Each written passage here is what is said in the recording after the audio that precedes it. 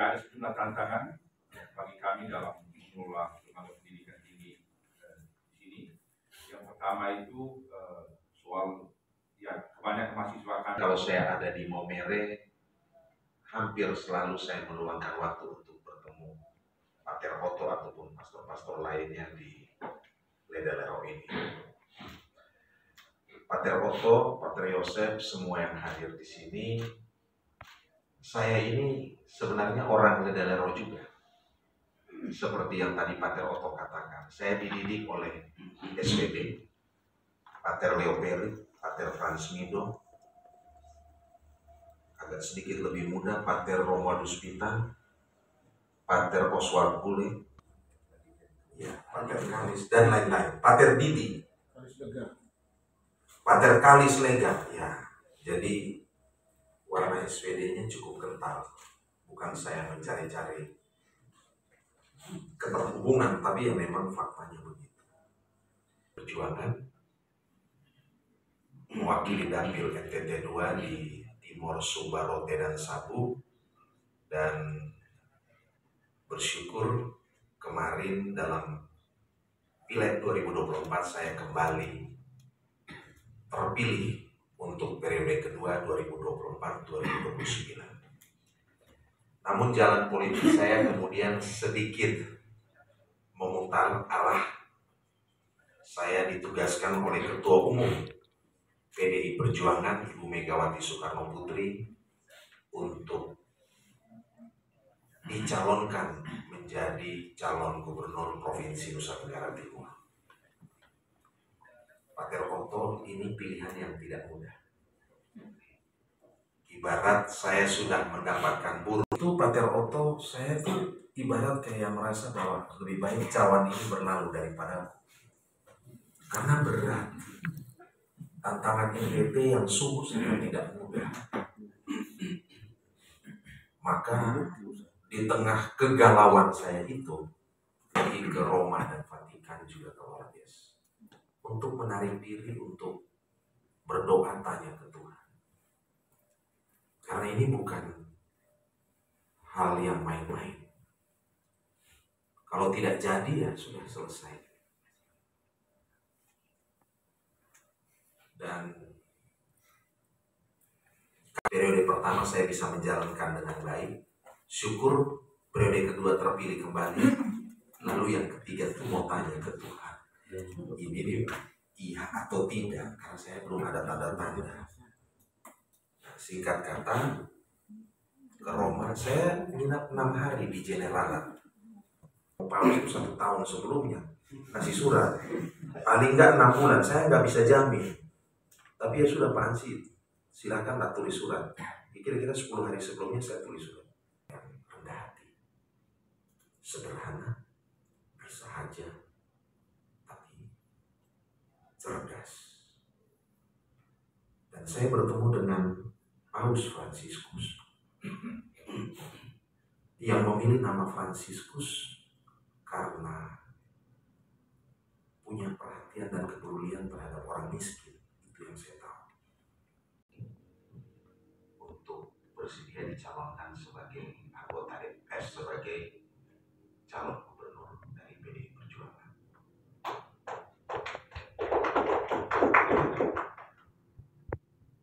Secara jujur harus saya katakan, Pater Otto, saya tidak bisa berjalan tanpa tuntunan Tuhan.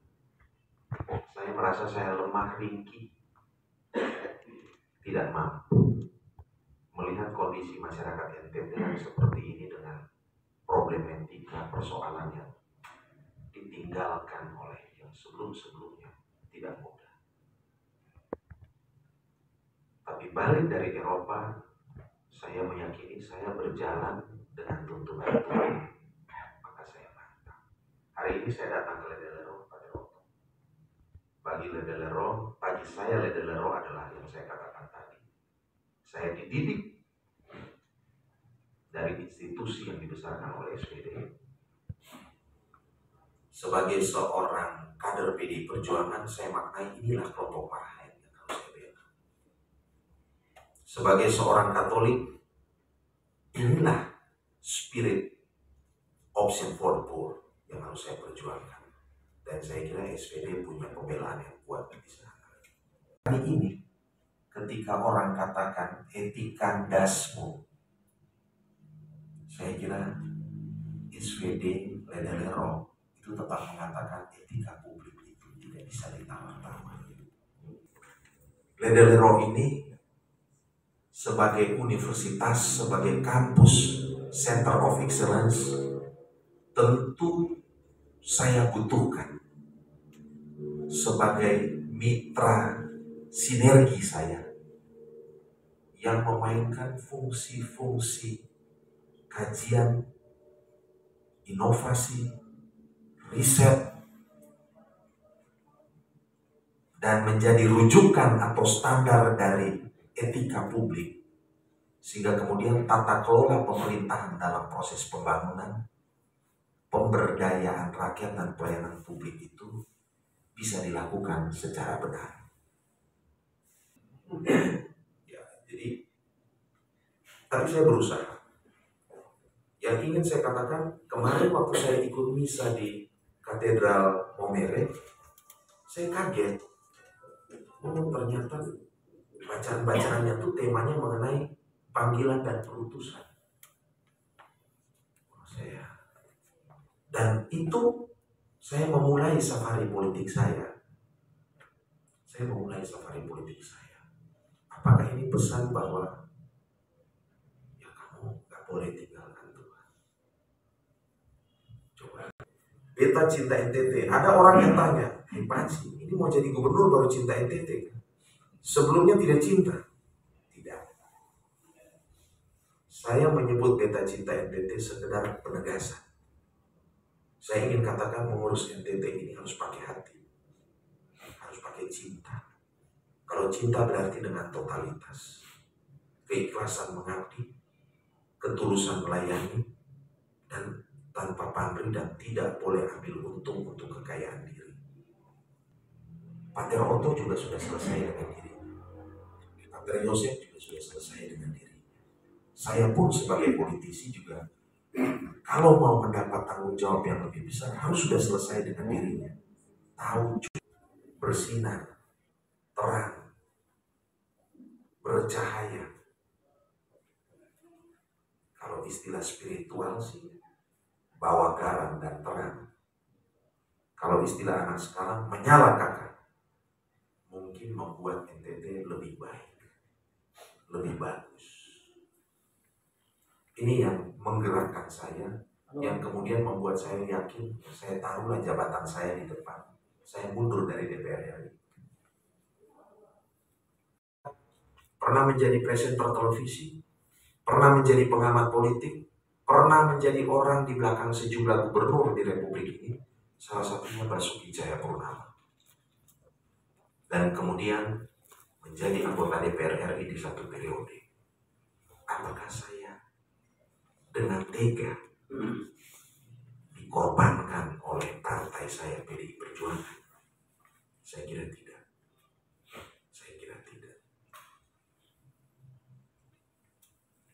Saya kira di situ yang bisa saya sampaikan. Saya berhenti.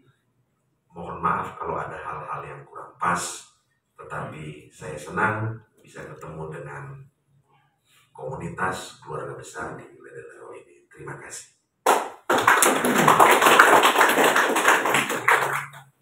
Tugas panggilan ini karena dia juga ingin ikut atau berkontribusi untuk mengentas. Baik, Bang Sin, terima kasih. Saya mungkin satu pertanyaan saja. Saya senang dengan anekdot bahwa orang Katolik itu lebih suka dengan nyanyian-nyanyian. Sementara kalau Protestan itu katanya mereka lebih dekat dengan tidak suci, ya suka banget. Tapi ya kalau nyanyian itu gampang menina bobok kan. Seperti lagu Cita sakitnya tuh di sini. Nyanyi dan dinyanyikan akhirnya melupakan sakitnya. Jadi itu ya, jadi anekdot itu mengingatkan saya tentang agama itu sebagai opium, sebagai candu yang menina bobokan kita. Dan jadi obat bius. Bagaimana refleksi Pak Ansi untuk saya itu bahwa yang buat siara itu Indonesia ini bukan hanya orang Katolik kan, Tapi yang buat siara juga itu ya semua politisi atau ya tokoh politik, mereka siara itu bagian dari apa? Bagian dari itu safari rohani gitu, dari para caleg. Ya. Tapi yang menurut saya penting itu jadi ketika orang mau masuk melangkah ke dalam politik praktis, misalnya orang minta, Jokowi juga dulu pernah sebelum pilkada apa masuk pilpres atau apa pergi ke Ka'bah ke Mekah, ya. Jadi mengundang Tuhan untuk hadir terlibat di dalam seluruh proses politik itu. Tetapi korupsi itu kan satu realitas yang menunjukkan tentang kealpaan dari Allah, kealpaan dari elemen rohani. Menurut saya kita mesti temukan elemen rohani itu di dalam pelayanan publik. Ya, menurut saya ini PR besar sekali. Orang mesti merasa bahwa Malaka itu satu dari 12 kabupaten di dapil saya, satu dari 22 kabupaten di NTT. Yang saya kasih perhatiannya sangat luar biasa, karena berada di teras depannya NKRI. Bisa cek gitu. Belu, TTU Malaka, dan Rote. Artinya apa, Pak Ter? Saya bertemu dengan petani, dengar keluhan mereka apa, ketemu dengan peternak. Mereka butuh traktor roda 2, mereka butuh traktor roda 4, mereka butuh combine harvester besar. Ada 8 combine harvester saya di Kabupaten Malaka. Kalau saya hitung sekitar 60-70 miliar yang modal ansilema, modal hati, otak, dan mulut, tipu-tipu Menteri Pertanian sampai ke Kabupaten Malaka. Menteri Pertanian, Dirjen Tanaman Pangan, memangnya tahu Kabupaten Malaka? Memangnya tahu yang namanya Noemuti di TTU, Eban di TTU itu butuh kebutuhan ini? Setelah ANSI turun, ketemu, lihat langsung, dengar langsung, serap informasi, saya bawa ke Jakarta untuk kemudian diperjuangkan. Kenapa saya beri bantuan itu? Karena APBD kabupaten kota kita itu kecil. Galau kemarin itu, terus kalau galau saya mau lari kemana? Mau pergi diskotik? Mau pergi kemana? Ya udah, saya pergi berdoa aja. Kalau ada jawabannya, saya memaknai itu jawaban dari Tuhan. Saya memaknai itu. Dan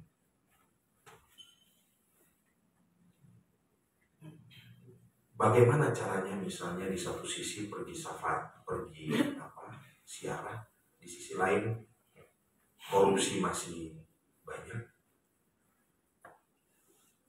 Pater bisa cek di dapil NTT 2. Saya salah satu politisi yang tidak pakai politik uang. Saya anggota DPR RI yang tidak terima uang, yang tidak ada potongan pajaknya. Tanpa beban saya maju.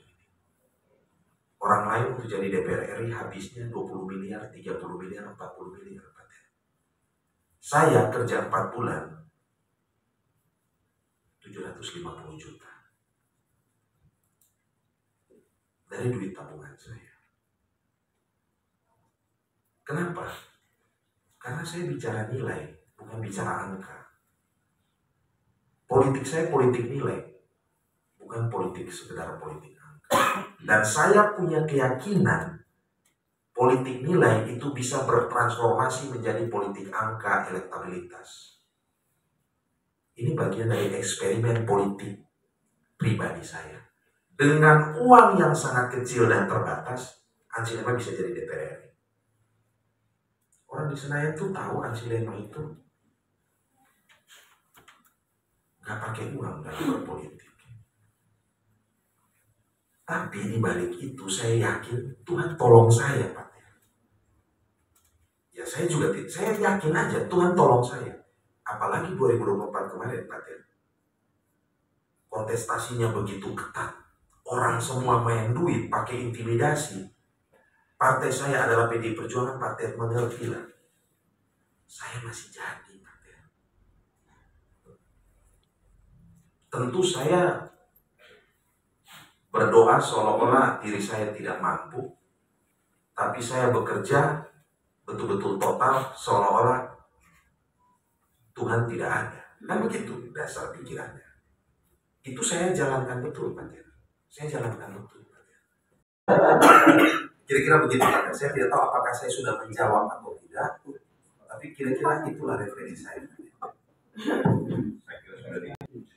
Sekedar informasi, Pati Ahau itu sebuah kebun SPD yang sekarang ini sekarang ini sebagai tempat pelatihan untuk anak-anak SMA. Ya sekarang ini masih pelatihan masih sangat tradisional masih ini, tapi kami berusaha untuk lebih modern. Dan salah satunya, maka kemarin kami minta bantuan proposal itu.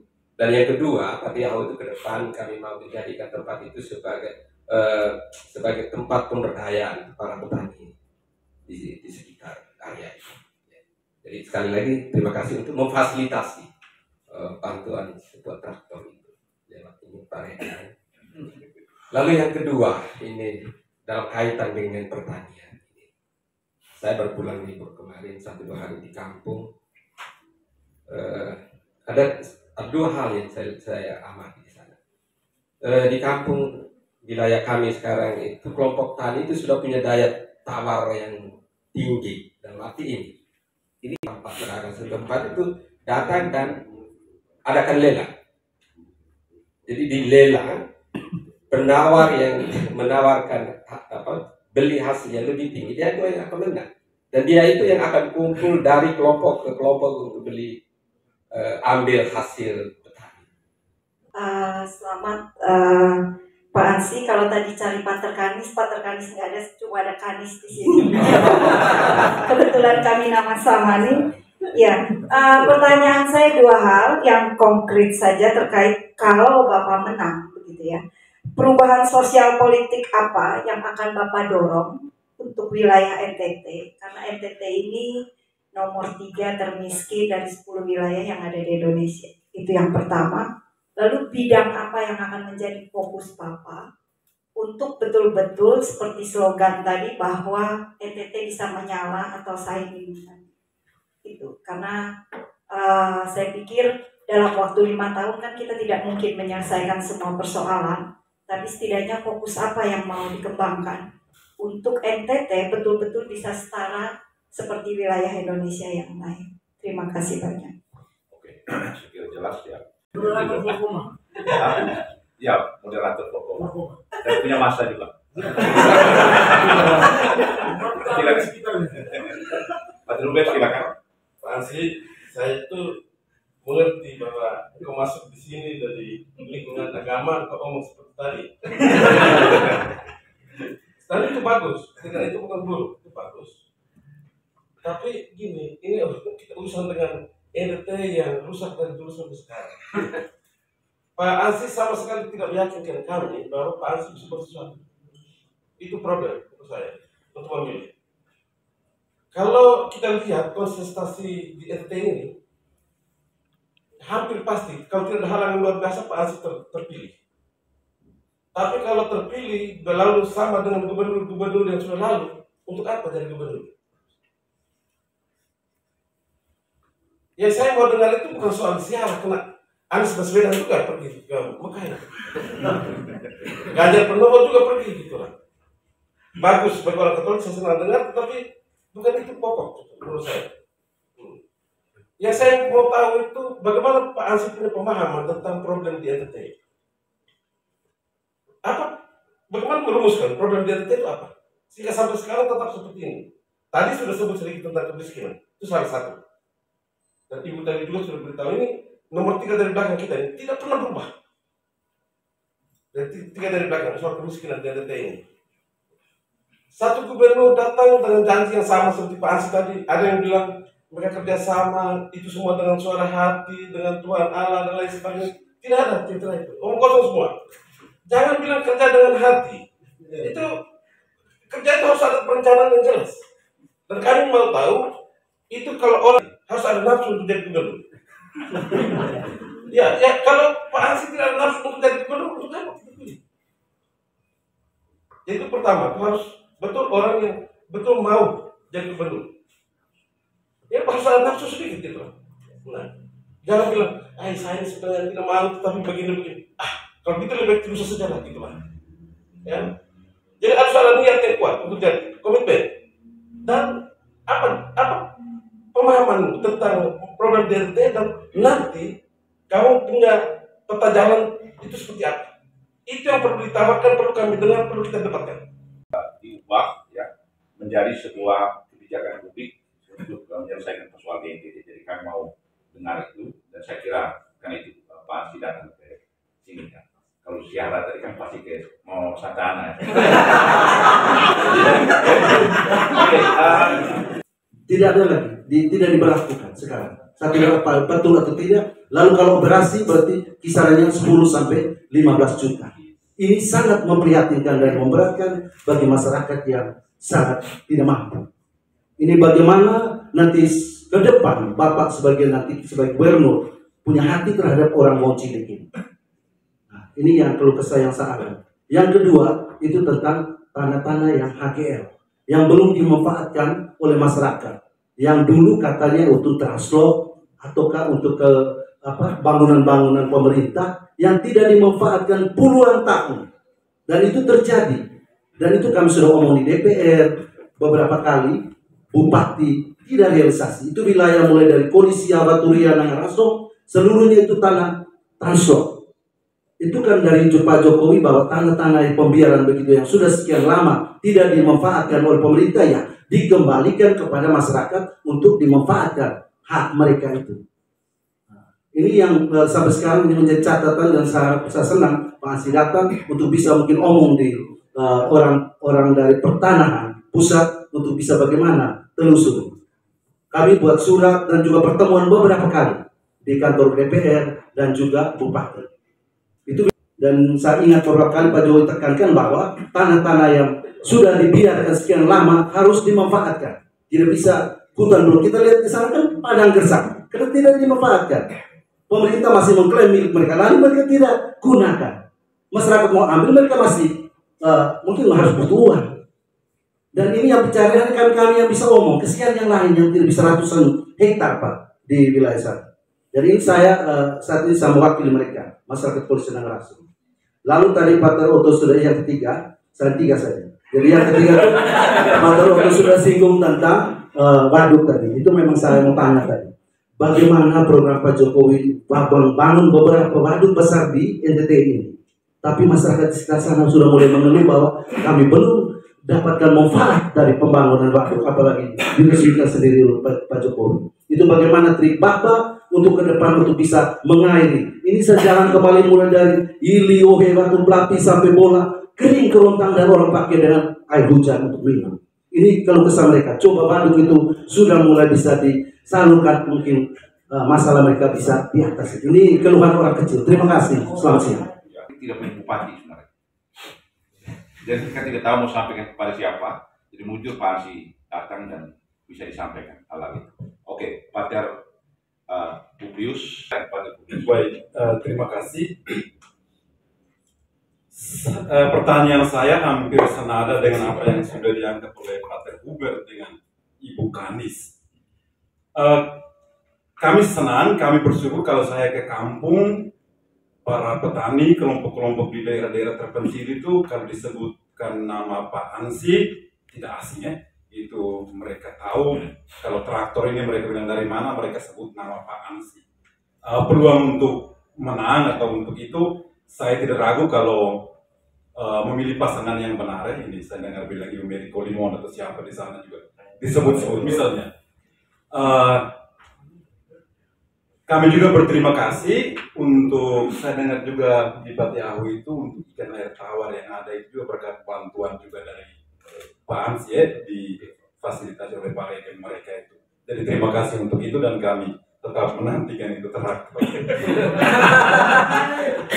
Persoalan yang kita hadapi di NTT ini sebenarnya sama bertahun-tahun. Waktu pertama kali saya ikut memilih gubernur, waktu gubernur Pak Victor punya semangat yang mungkin lebih menyala lagi ya menyala dan idealisme yang tinggi, tetapi setelah dia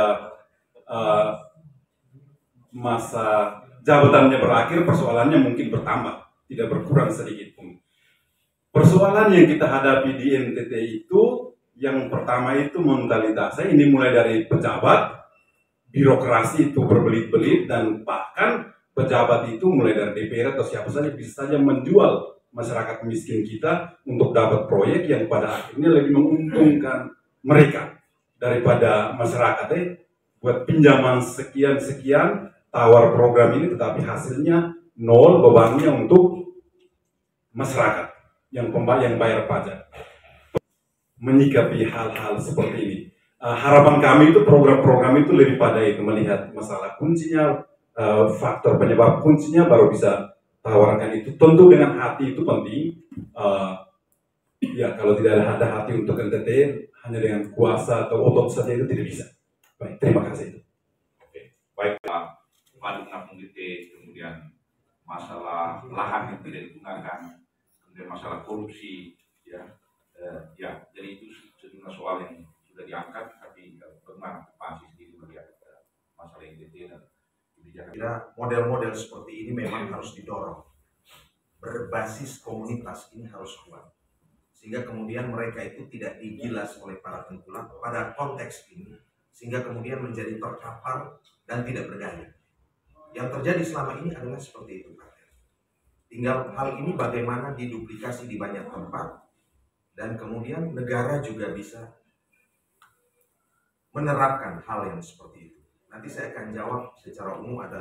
Saya kira pertanyaan yang punya benang merah itu ada 3 orang tadi. Ibu Kanis, Pak Terhuber, dan Pak Ter. Saya kira itu Pak Ter. Yang kedua dari Bapak, Pak Domi, Pak Don. Soal Napung Gede saya simpulkan saja. Pemerintahan Presiden Jokowi mengeluarkan sekitar 10 saja. Tidak ada dampak bagi pertanian dan peternakan. Baik di Protiklot, baik di Ragnamo, juga di Napung Gede dan yang lainnya. Saya 2 kali mau berantem dengan otoritas PUPR karena petani mengeluhkan di Kabupaten Belu dan di Kabupaten Kupang tidak mendapatkan apa-apa. Mereka kunci air itu. Alasannya belum penuh dan penguapannya tinggi. Lalu mereka pakai apa tuh namanya? Sprinkle. Sprinkle itu untuk kalau saya lihat Pak Jokowi dasarnya waktu itu punya hati. Melihat NTT krisis air dan kemudian menghadirkan air dengan cara intervensi kebijakan, intervensi fiskal dan sebagainya supaya ada bendungan besar diharapkan bisa selesai. Nah, risetnya seperti apa? Kajian awalnya bagaimana? Saya tidak tahu. Maka kalau bicara Komisi 4, saya Komisi Pertanian, kami itu menuntut di DPR RI dalam paripurna dan lain-lain, harusnya pembangunan bendungan-bendungan itu yang diajak itu adalah orang-orang pertanian yang punya mindset yang lebih terkait langsung dengan kepentingan petani dan peternak. Itu kira-kira jawaban saya, Pak. Dan kehutanan. Status lahan kita ini apa? Milik privat kah? Milik negara kah? Hutan lindung kah? Hutan produksi kah? Hutan konservasi kah? Hutan produksi terbatas atau apa? Peruntukannya seperti apa? Setelah jelas semua ini pemetaannya, baru kemudian mengarah kepada kementerian yang lain, namanya Kementerian ATR BPN.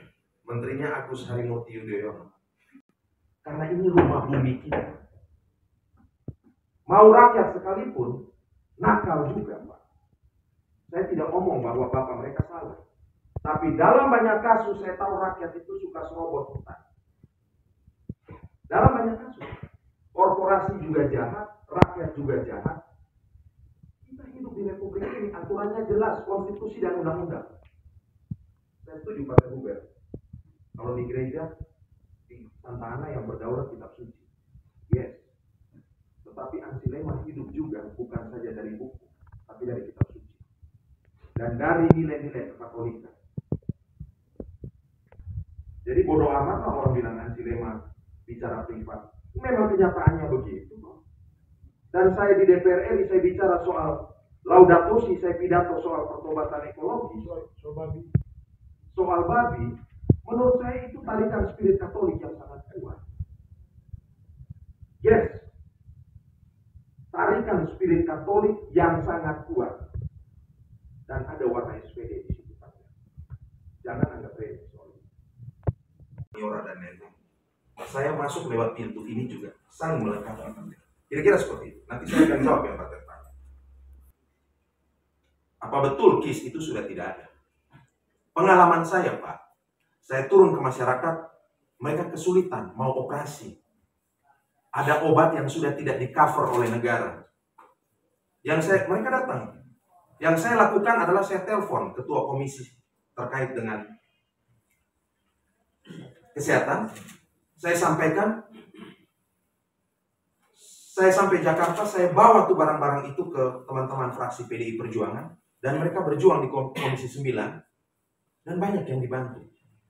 Sepanjang sekolah saya hanya di Fakultas Ilmu Sosial, Ilmu Politik, sedikit hubungan internasional, ekonomi politik internasional. Kok tiba-tiba saya masuk DPR RI, duduk di Komisi 4. Beda dengan Komisi 1, Komisi 2, dan Komisi 3. Komisi 11.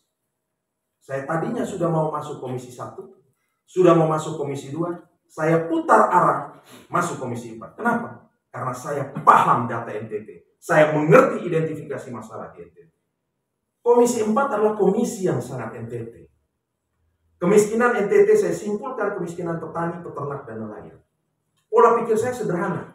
Dalam kapasitas yang punya kewenangan sebagai anggota DPR RI, saya pikir apa yang bisa saya lakukan? Kewenangannya, legislasi, pengawasan, anggaran. 3 ini apa yang bisa saya dorong untuk petani, peternak, dan nelayan di NTT. Hari ini staf saya kepala dinas banyak banget. Kewenangan saya bisa saya gunakan lebih nyata, konkret, dan lebih langsung, dan lebih luas. Apa yang akan saya lakukan? Sebenarnya tagline saya dari 5 tahun lalu itu NTT itu saya terjemahkan bukan nanti Tuhan tolong nasib tidak tentu nusa tidak terurus. NTT itu adalah nelayan, tani, ternak. Nelayan itu maksudnya perikanan dan kelautan. NTT punya potensi itu, Sika Momere ini punya potensi itu. 2/3 NTT ini adalah terdiri dari itu. Tani, ternak, mayoritas masyarakat NTT dari sini. Tapi kemiskinan juga dari 3 sektor ini. Pariwisata itu bangunan atasnya 3 sektor yang ini. Bangunan atasnya, bangunan bawahnya ini adalah yang 3 yang saya sebutkan. Bagaimana merelasikannya? Ya merelasikannya. Orang pergi Labuan Bajo, janganlah telur dan ayamnya dari luar NTT. Tanam, petik, konsumsi. Seperti yang tadi Pak Trios. Harusnya tanam, petik, olah, jual. Olah ini ada integrasi knowledge di situ. Ada industrialisasi di situ. Ada integrasi riset, inovasi. Peran Ledelero di situ. Dan pasti Ledelero lebih jago berpikir dari Ansi. Maka saya datang ke sini, saya sowan ke sini. Tolong kasih saya konsep. Ditanya Ansi Lema, tahu semua? Enggak juga, enggak tahu semua. Enggak tahu semua. Tapi minimal saya tahu prioritas yang akan saya lakukan. Maka dengan kerendahan hati saya datang ke kampus-kampus. Tadi pagi saya ke Unipa. Jadi nilai tambah hanya bisa kalau ada integrasi, riset, knowledge, dan lain-lain, industrialisasi. Tinggal nanti kita lihat seperti apa. Contoh, perikanan kelautan. Kita punya keunggulan di perikanan tangkap. Ada. Saya jawab aja nggak ada. Dia paling jago. Dia paling jago. Saya udah buktikan lah. Kalau ada yang lebih jago dari dia, kasih tahu saya. Kerja teknokratisnya oke. Ketegasannya oke. Tidak terjebak pada konflik of interest. Itu nilai-nilai yang saya pelajari dari dia. Sehingga kemudian tidak bisa disandra oleh lawan politik. Bersihnya ekstrim. Omongnya apa adanya. Dan saya kira dia punya kelebihan. Tuhan berkenan padanya. Itu saya juga tidak percaya diri kalau tidak belajar dan tidak mempersiapkan diri. Itu makanya sejak awal, sejak beberapa bulan lalu, Arman itu saya udah panggil. Saya bilang, Dek, kamu tolong buat tim untuk ini. Tadinya saya mau minta teman saya, itu namanya Robert Endi Jaweng, juniornya beliau juga. Soal, lihat akar persoalannya, lalu saya berusaha mencari kira-kira solusi dan jalan keluarnya seperti apa.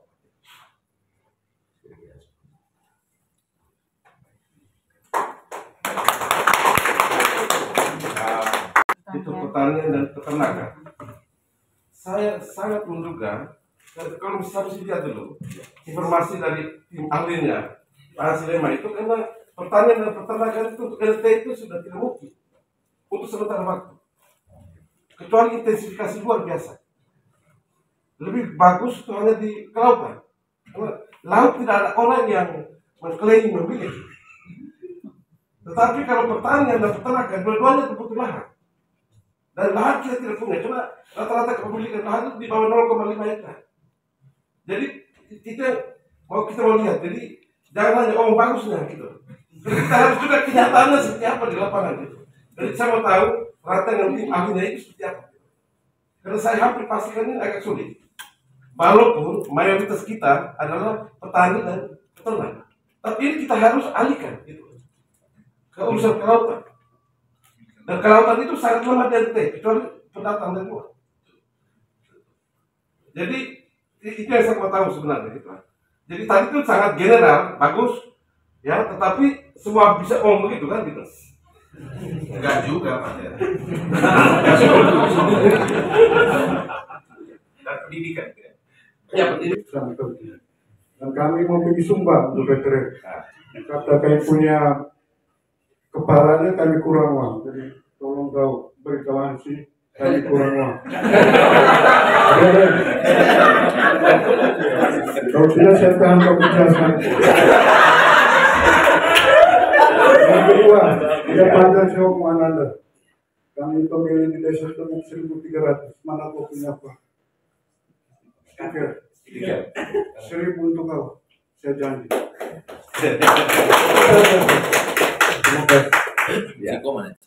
Ya baik, ada dua hal yang mau saya sampaikan. Tadi yang disampaikan oleh beberapa pembicara awal itu narasi besarnya tentang integritas seperti apa. Saya mau masuk ke dua pokok tentang persoalan yang dihadapi oleh masyarakat NTT. Yang pertama itu soal perdagangan orang. Tadi saya mau dengar bahwa itu Pak Ansi punya akronim NTT itu bagus. Nelayan, tani, ternak. Kalau ya selama ini kan akronim NTT selalu jelek, buruk. Nusa terus trafficking, nanti Tuhan tolong. Bagaimana dengan persoalan perdagangan orang ini? Pak Ansi lihat dari luar, dan kalau memang nanti terpilih dari gubernur, apa yang bisa dibuat untuk mencegah tadi? Tidak boleh ada perdagangan orang, atau juga bisa juga sampai pada tingkat supaya orang tidak boleh keluar lagi ke bekerja di luar negeri atau keluar daerah. Memang itu hak orang, tapi paling kurang kita menciptakan iklim investasi di sini sehingga orang bisa berdaya di sini. Banyak orang datang tinggal di NTT ini sejahtera, datang dengan kapal laut, pulang dengan pesawat. Kita di sini pergi keluar lagi dengan kapal laut, pulang dengan peti mayat. Itu juga satu soal sosial yang ya kita potret buram tentang NTT. Apa yang bisa Pak Ansi buat, juga ide apa yang bisa Pak Ansi sampaikan ke publik supaya ini menjadi juga janji politik yang harus kayak pegang juga. Itu satu hal. Kalau Gibran saya terpilih, apalagi Pak Ansi.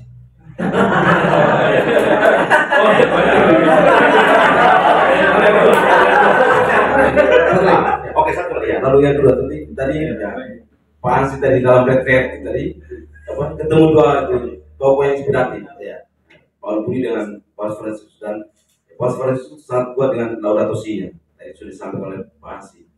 Sekarang ini sejak tahun 2000 memang sudah sejak lama, tapi secara itu nasional itu tahun 2017 itu oleh Menteri ESDM Ignas Jonan, saya kira dia membaptis NTT menjadi Pulau Flores menjadi Pulau Geotermal. Dan ya sekarang itu sekitar 11 titik panas bumi di NTT di Flores-nya sedang macam di Maisano di Bocalem sama Ulumbu, sekarang di Mataloko. Dan juga kami dengar terakhir di ATD juga di Lembata itu. Bagaimana ini Pak Ansi menyikapi? Lalu pada kedua orang tuanya, dan di situ setiap hari dia hanya minum mabuk. Lalu saya mendekat terhadap dia dan saya bilang, ini bukan solusi kau marah kepada kau punya orang tua, tapi bagaimana kau merubah kau punya diri supaya kau bisa sekolah, kau harus bekerja, bagaimana caranya. Di situ saya berpikir bahwa nanti besok saya jadi orang, saya bisa mengumpulkan sesama saudara saya yang berpendidikan, pengen punya pendidikan. Nah, itu mungkin apaan sih bisa setelah nanti kalau duduk bisa turun ke lapangan, bisa lihat sesama saudara saya yang pengen punya pendidikan. Karena di Flores ada 1-2 orang yang punya pendidikan karena orang tuanya mampu saja. Tapi selain dari itu tidak. Ya, saya hanya mau menambahkan 2 hal yang diangkat oleh Bu C soal tentang trafficking dan geothermal ini. Ya, sekedar informasi untuk Pak Ansi, kami bekerja untuk trafficking sudah sangat lama dan sering juga stres dengan persoalan trafficking ini. Masalah kita itu juga pada soal tentang penegakan hukum. Itu yang kita lihat bahwa dari sekian kasus yang kami tangani itu penegakan hukum itu hanya 1-2, bahkan dibelokkan ke arah lain kalau kita tahu jelas itu kasus trafficking. Jadi dorong. Jadi itu ya anjuran kita bagaimana supaya ini kasus-kasus itu diselesaikan karena itu efek jerawat pada publik. Itu hal pertama. Lalu dalam hubungan dengan geothermal itu memang GPIC sekarang sedang bekerja untuk geothermal itu mengadvokasi kasus geothermal di Mataloko. Dugaan kita bahwa itu proyek begitu banyak di NTT, padahal NTT itu atau kita punya di Flores ini kita punya kebutuhan listrik berapa sih? Ternyata itu kita menduga saja bahwa ini proyek-proyek ini dibuat untuk dibajak uangnya. Sumber penguatan saya udah tahu, saya berceritakan dan saya meyakinkan diri saya dan kemudian saya punya step yang harus saya lakukan. Soal human trafficking, betul ya, tidak usah kita berbicara apa ya namanya eufemisme lah, kita tahu lah siapa aktor-aktornya yang ada di sini. Rembesan-rembesan yang terjadi itu antara lain dalam bentuk human trafficking, rembesan yang lain judi online, rembesan yang lain prostitusi, rembesan yang lain